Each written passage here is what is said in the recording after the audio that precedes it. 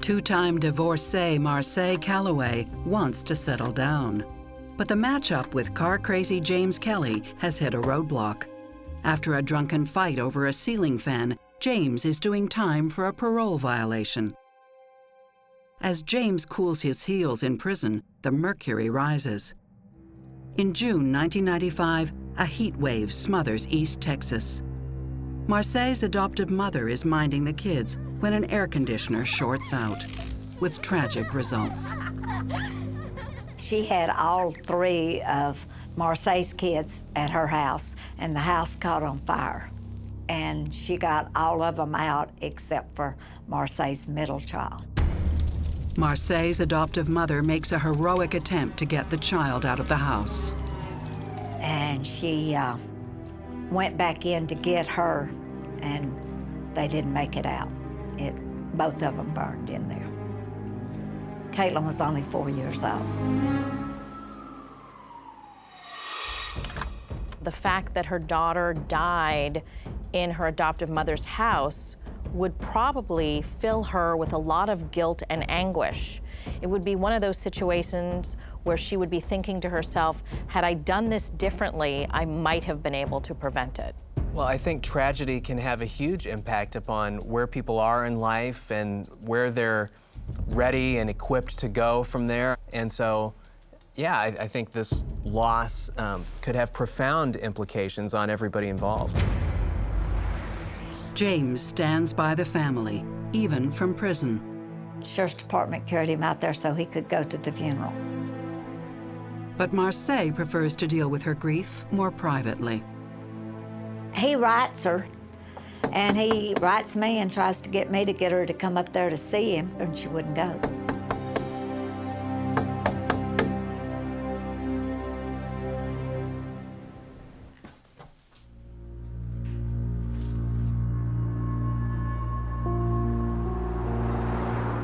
James is released from prison after 18 months. This young couple have lived fast, screwed up, and suffered more than their share of bad luck. Now they want to put their past behind them.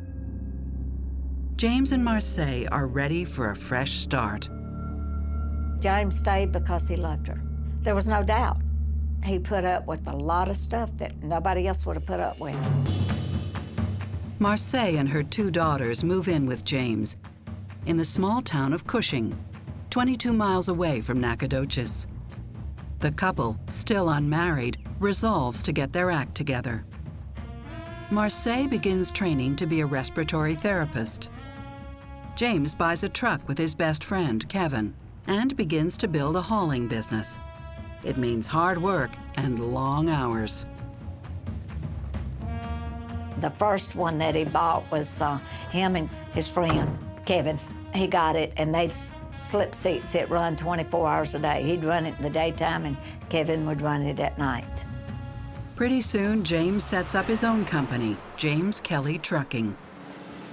He started off a little rough as a teenager and grew up, and I mean, he got real responsible, and he was running 3 trucks.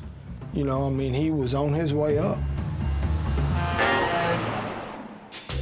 I am reluctantly optimistic about Marseille and James's chances of turning their lives around. It looks like they're planning for the future, but based on their past and the fact that they met so young, I still want to make sure that they really have all of that under control. I'm surprised about each one of their efforts to sort of improve themselves. I'm surprised that somebody coming out of prison actually started his own thing and put his nose to the grindstone and made it be successful. So at this point, I'm the most optimistic I've been about the possibility that they have become the kind of people who might be able to sustain a long-term relationship with one another. Marseille and James, who are used to living paycheck to paycheck, are now out of the red and living the good life. They move into a new home. It was huge. It had everything. Her closet was bigger than my bedroom. They owned multiple vehicles, jet skis, four-wheel ATVs, things like that. Obviously, they were successful. James's favorite way of spending his hard-earned money is on Marseille. So what do you think? Oh my gosh. This is great. Mwah. He loved her. He gave her any and everything she wanted that he could possibly give her. There's not too many women has 4 or 5 vehicles to drive, and they weren't cheap ones. He always bought her a car when she wanted one. If James couldn't afford it right then, I mean, he'd pull a few extra loads, do whatever he had to do to get it for her. I think that James had a desire not just to provide for his family, but for his family, his children, to do better than he had and not to make some of the mistakes that he had made. On Valentine's Day 2003, Marseille and James finally have their church wedding. That was one of the happiest days in his life. But for this couple, happiness always comes with a catch. And this time, that catch is Marseille's daughter, Shayna. Shayna has more freedom than the average 13-year-old. Are we going back to my place or your place? She did what she wanted. She come and went as she pleased. She always had a boyfriend, some type, or a bunch of boys hanging around. She just got wild. She was in sexual relationships with a number of these boys. And I say boys, they were men. They were in their late teens and early 20s. Shayna's looking for somebody to love her, and she keeps going through these men. In my opinion now, that they were druggies, you know, that they was just not people I would pick for my kids to be with. From the outside, James, Marseille, and the girls could be mistaken for a hard-working, respectable, functional family, if Shayna wasn't spinning out of control. Her behavior puts more and more strain on a marriage that's hardly had time to settle into a routine. Shayna was giving him a lot of problems, which was causing friction between Marseille and James. James tried to talk to Marseille about her, tried to talk to Shayna. You know, James was trying to teach her, you know, how to respect people, and she just basically bucked him the whole way. Shayna hated James. She didn't want him there. She didn't want to be there. She would not obey any rules he had. She was just very defiant. Marseille, on the other hand, had a very strange relationship with her daughter, Shayna. I would describe them more as friends than a mother-daughter relationship. He has a car and a small job, and I mean, Who cares about a car? you have to admit, he's pretty hot. I didn't mean anything. Shayna could get away with anything. Didn't matter what it was. Marseille wanted Shayna to be able to do what she wanted to. Just basically gave Shayna free rein. And James wasn't going to tolerate that. Shayna has had a childhood filled with instability, and so it would make sense that if that child didn't have their emotional issues properly dealt with, that they could take a wrong turn and end up rebellious and destructive, which is what we're seeing here with Shayna. Marseille had had a difficult, sort of unsettled childhood and adolescence of her own, and so it's not surprising to me that she's now sort of ill-equipped to do something that's hard for most parents, which is to figure out how to navigate her child through adolescence successfully. I can say this. You do want to be friends with your child, but you have to know when that friendship ends and when the parenting begins. Marseille seems to want to accept Shayna as she is, and that's insane. Basically, all Marseille's doing is guaranteeing that the same cycle of dysfunction that she lived through is going to be repeated now in Shayna's life. Shayna's running the show out there. At some point, Marseille realizes, I have absolutely no control. The tail is wagging the dog. Marseille had called Shayna to come home. She wanted her to clean her room. Marseille gets in an argument with her. Just leave me alone, you stupid freaking loser. And Shayna, kind of showing out in front of her friends, and assaulted Marseille. You're an ungrateful whore. It's hard to understand how a parent and a 16-year-old could have a physical confrontation. But apparently, because of this lack of discipline and lack of parenting for all these years, when Shayna does do something crazy and hits her mom, Marseille doesn't know how to deal with it. All she knows to do is call the police and get law enforcement involved. For once, James and Marseille find themselves in agreement. Things have gone too far. Even so, James is too busy to spend time on yet another family crisis. Saturday, October 22nd should be a day off. Instead, he's hard at work fixing one of his trucks. At 6 p.m., Marseille begins her night shift at Lufkin Memorial Hospital. The children are spending the night with various family members, all except for Shayna. Dallas and Colton and Shayna had been a number of different places, just kind of roaming around. James gets home late to an empty house, then calls Marseille. He called her about 3:30 in the morning and told her that he was fixing to go to bed and to call him about 7 the next morning to wake him up so he could finish his truck, because they were going to go out to her niece's and have Sunday dinner. Asking for his wake-up call is the last thing James will ever do.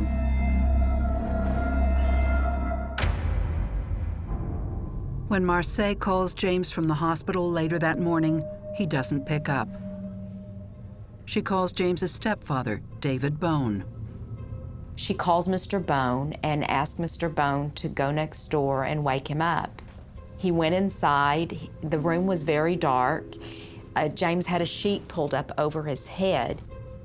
He kept calling his name and James wouldn't wake up. He even took his walking stick and kind of poked James once and James wouldn't wake up. So he went out and called Marseille back and said, I tried to wake James up, but he wouldn't get up.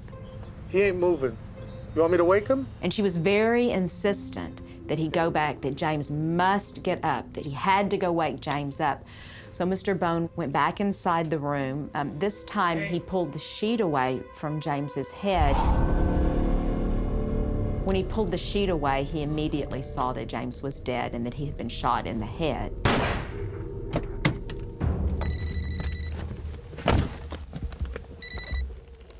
Hello? I'm on my way. It was a Sunday morning, and the phone rang. Big David, he told me, he said, man, I'm sorry. I said, sorry? He says, yeah, something happened to your brother. I don't think your brother's with us no more.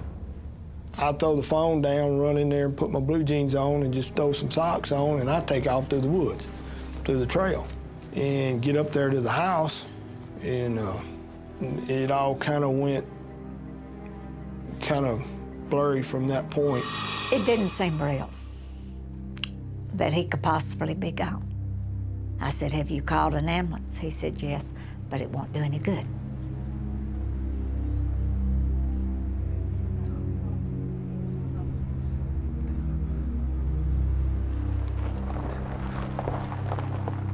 James appears to have a single shotgun wound to the face, and there's a gun found near the body. There was a BB gun, pellet gun thing, laying on the floor. They thought it might have been that he committed suicide. And they come to ask me that, and I said, no, he would not have done that, no. It's clear that a bigger weapon caused the fatal injury.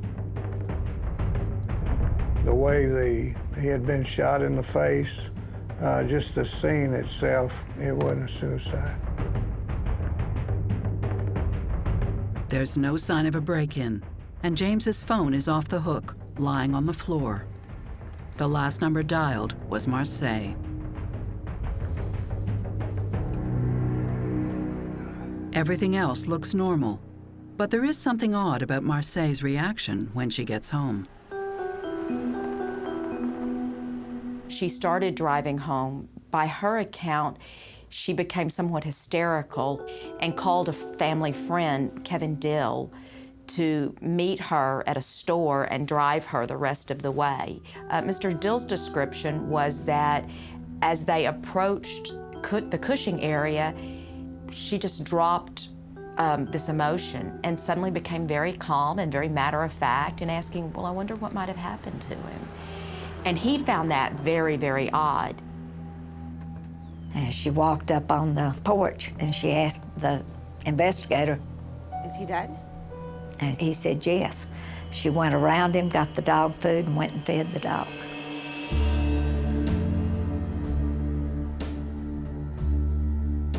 People handle grief differently. And it may have been that Marseille was in shock, which is often the first stage when a person is grieving. And shock can lead a person to sort of get involved in basic everyday activities instead of feeling whatever it is that they're feeling. The Kelly marriage has been stretched to a breaking point after they lose control of Marseille's wayward daughter. When James is found shot and killed in bed, the cops question the one person with whom he clashed repeatedly. During the interview process with Shayna, she was very uncooperative. She would just basically flit around and make a lot of noise. Still, the erratic 16-year-old has an alibi. Shayna said that she had been out with some friends at the Shawnee River bottom and picked some guy up, and they went riding around and bought a pizza and went over to a friend's house. Like I said, we were all down by the river. Shayna's boyfriend, Dallas, confirms her story. Detectives are at an impasse. When the cops are investigating a murder, they almost always treat the investigation sort of like a series of concentric circles, sort of like a bullseye target where you start at the center and you look in the person's immediate circle first. And then if you can't find suspects there, then you sort of progressively work your way outward. When I look at this situation and take into account that there didn't seem to be any forced entry or robbery or anything, it does certainly look like it's someone that knew him.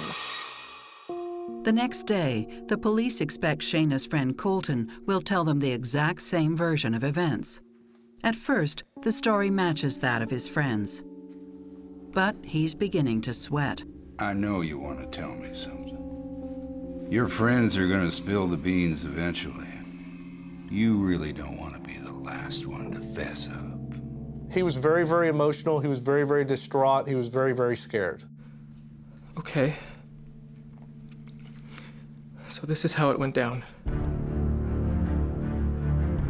To the surprise of the investigators, Colton lays out a very different and shocking version of the night's events. I mean, Colton just came clean, and he told him everything that happened. I mean, from beginning to end. According to Colton, the three young people did spend most of the night partying, along with two other friends. Well, they were all hanging out at the Shawnee River bottom. But when they leave in the early hours of the morning, it's not for pizza. Instead, the five of them drive to the Kelly house. She and Dallas, Christian, and Colton, we had picked up two people at a party and had them in the car. The two passengers are both unaware of what's going on, but Shayna, Dallas, and Colton appear to have a plan. Shayna and Colton get out of the car. Dallas pops the trunk open. They get something out of the trunk. They had already picked up a rifle and they'd had it several days in her car. They put on gloves when they got out of the car to go in to the house. Those little plastic gloves, rubber gloves.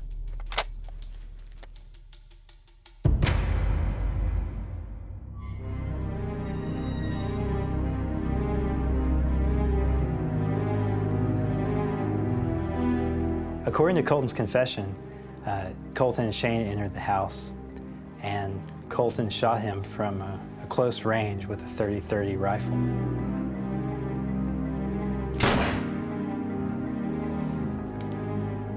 Back of the car, Shayna asked Colton, "Did you do it?" And Colton said yes. They drove to a spot called the Goodman Bridge that crosses the Angelina River.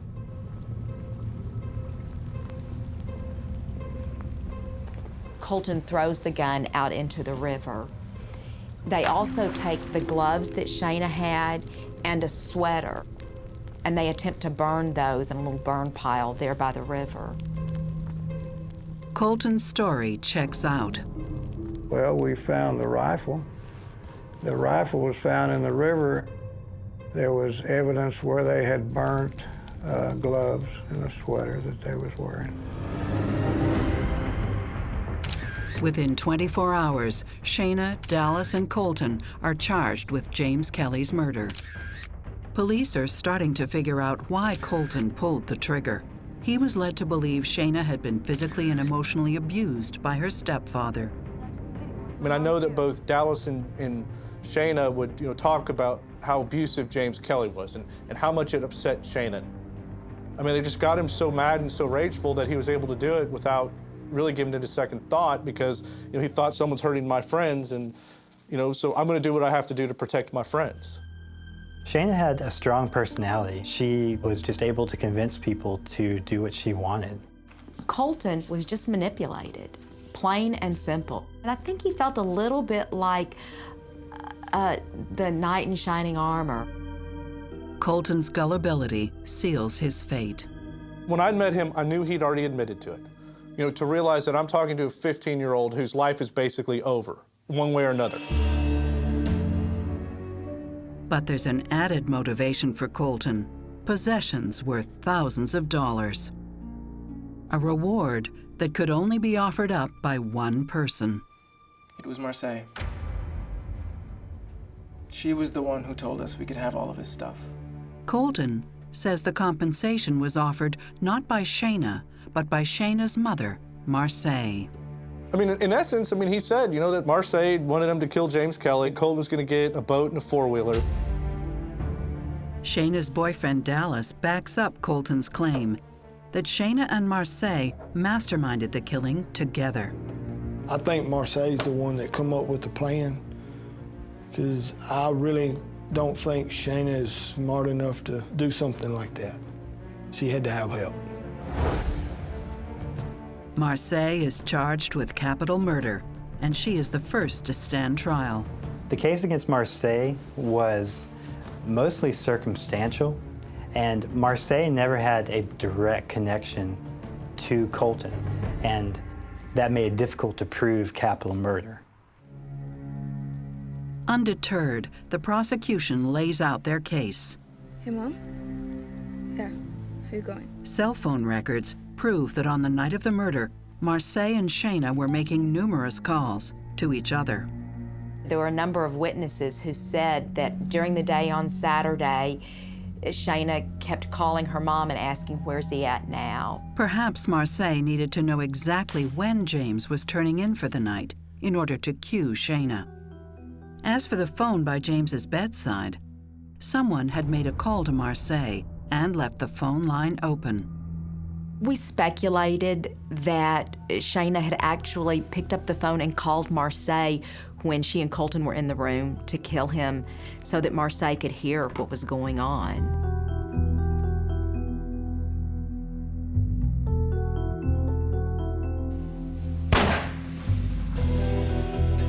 I think it is possible, knowing that there has been violence between Marseille and James, that she wanted to hear him be killed, either for proof that it actually happened, or so that she could get some kind of a twisted pleasure out of hearing his final moments.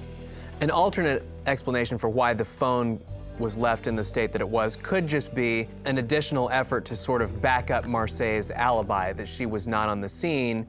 And if he was trying to call her, then of course that supports that theory that she was somewhere else. Marseille said that she thought maybe the cat had knocked the phone over, which really didn't make a whole lot of sense, but that was the best story she could come up with. The prosecution also believe they have a motive. The state implied during the trial that the motive for Marseille and Shayna to kill James was a $100,000 life insurance policy. Hey, hon. Hey, how you doing? And the selling of James's trucks and his personal vehicles. Marseille wouldn't want to divorce James because of greed, and she wouldn't get as much. She wouldn't get life insurance. Dallas Christian pleads guilty to murder and is sentenced to 40 years. Colton Weir is found guilty of capital murder and sentenced to life.